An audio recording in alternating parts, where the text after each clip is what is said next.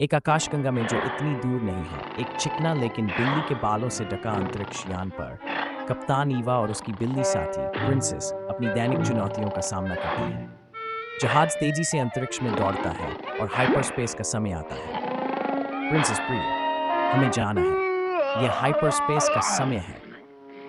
म्याओ, princess जवाब देती है। ठीक है, लेजर पॉइंटर का समय। आओ स्वीटी, बस थोड़ी छलांग और कैरियर में, ईवा प्रोत्साहित करती है। कप्तान लेजर पॉइंटर को आजमाते हैं। यह लगभग काम करता है। ये क्या था? ईवा चौंकती है। प्रिंसेस फुफकारती है। जहाज हिलता है। प्रिंसेस फुफकारती है। अंतरिक्ष स्क्विड। हाँ, क्यों नहीं? इसे अंतरिक्ष स्क्विड क्यों नहीं होना चाहिए? कप्तान चौंकते हैं। प्रिंसेस गहराई से पौर करती है और अपने कैरियर में कूद जाती है। गंभीरता से प्रिंसेस, अभी